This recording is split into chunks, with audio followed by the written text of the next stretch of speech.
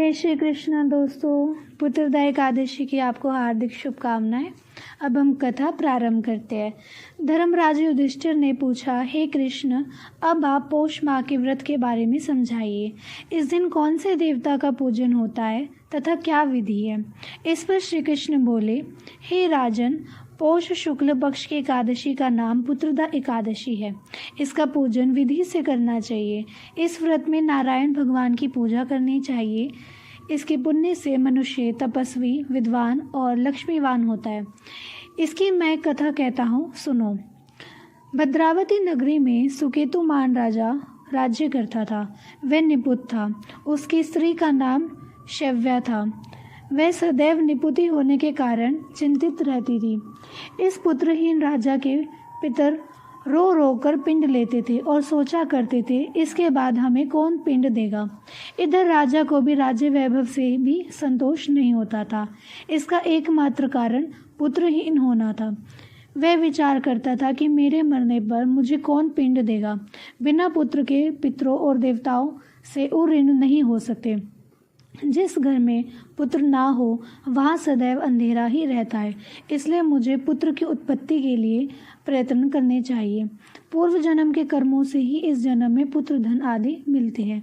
इस तरह राजा रात दिन इसी चिंता में लगा रहता।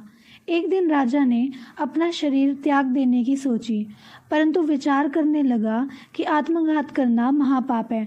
राजा इस तरह मन में विचार कर एक दिन छिपकर वन को चल दिया। राजा घोड़े पर सवार होकर वन में पक्षियों और वृक्षों को देखने लगा। हाथी अपने बच्चों और हथनियों के बीच में घूम रहे हैं। राजा सोच विचार में लग गया। राजा प्यास के कारण अत्यंत बेचैन होने लगा और पानी की तलाश में आगे बढ़ा। कुछ ही आगे जाने पर उसे एक सरोवर मिला। उस सरोवर के चारों तरफ मुनियों के आश्रम बने थे। उस समय राजा के दाहिने अंग फड़कने लगे। राजा मन में प्रसन्न होकर सरोवर के किनारे बैठे हुए मुनियों को देखकर घोड़े से उतरा और दंडवत करके सम्मुख बैठ गया। राजा को देखकर मुनीश्वर बोले, हे राजन, हम तुमसे अत्यंत प्रसन्न हैं। तुम इस जगह कैसे आए हो सो कहो। इस पर राजा ने उनसे पूछा, हे मुनीश्वरों, आप कौन हैं और किस लिए यहाँ हैं, सो कहो। मुनि बोले, हे राजन, आज पुत्र की इच्छा करने वाले को संतान देने वाली पुत्रदा एकादशी है। हम लोग विश्वदेव हैं और इस सरोवर पर स्नान करने आए हैं।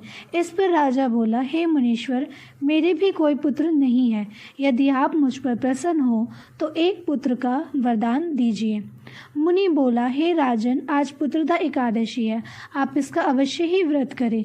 भगवान की कृपा से आपके अवश्य ही पुत्र होगा। मुनि के वचनों के अनुसार राजा ने एकादशी का व्रत किया और द्वादशी को पारायण किया और मुनियों को प्रणाम करके अंत में अपने महल को वापस आया। अंत में रानी ने गर्भ धारण किया और 9 माह के पश्चात उसके एक पुत्र रत्न पैदा हुआ। वह राजकुमार अंत में अत्यंत वीर, धनवान, यशस्वी और प्रजापालक हुआ। श्री कृष्ण भगवान बोले, हे राजन, पुत्र प्राप्ति के लिए एक पुत्रदा एकादशी का व्रत करना चाहिए। जो मनुष्य इसका महात्म्य श्रवण व पठन करते हैं उनको स्वर्ग मिलता है। बोलो श्री कृष्ण भगवान की जय।